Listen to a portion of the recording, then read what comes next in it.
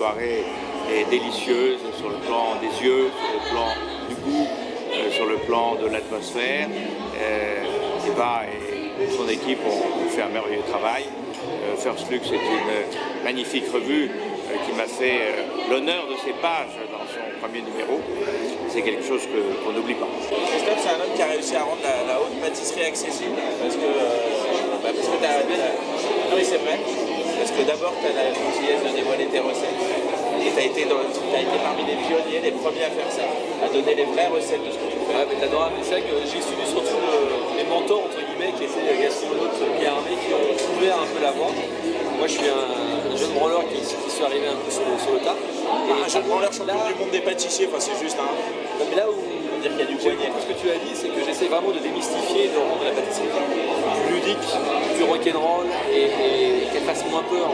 Moi j'ai appris avec ce garçon que quand on a fait des grumeaux dans une crème anglaise, si on met un coup de mixeur dedans, c'est pas grave, bien au contraire. Alors aujourd'hui je suis là pour un événement donc particulier, pour faire découvrir la bûche création de cette année, donc à travers une dégustation gourmande avec d'autres confrères, d'autres maisons. J'occupe le poste de directeur de la création de la Maison du Chocolat depuis début 2012. Donc en fait cette année la thématique en fait c'est une évocation des contes de Noël. J'ai travaillé sur différents parfums, j'ai travaillé sur la poire en fait qui pour moi est un fruit d'hiver par excellence.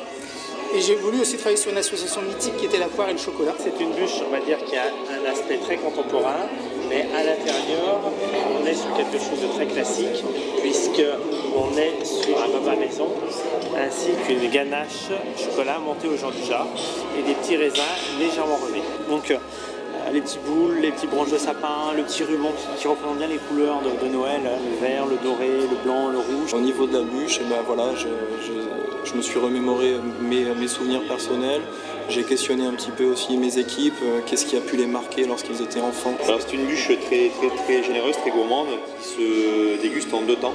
Donc ici on a une partie basse très gourmande à base de mousse au chocolat, de croquant au macaron, donc un style de meringue, avec de la noisette. Et à l'intérieur on va retrouver un crémeux à la bergamote, un agrume très parfumé avec des essences naturelles vraiment très fortes. Après il y a tout un travail de création de moules.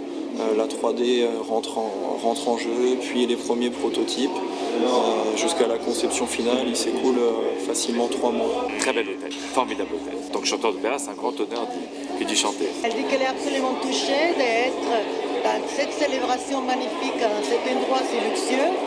Évidemment, les gens qui sont présents ce soir sont des gens extrêmement sélects et à partir de là, elle est très honorée d'être là aussi. Le luxe, ça se marie bien avec la pâtisserie.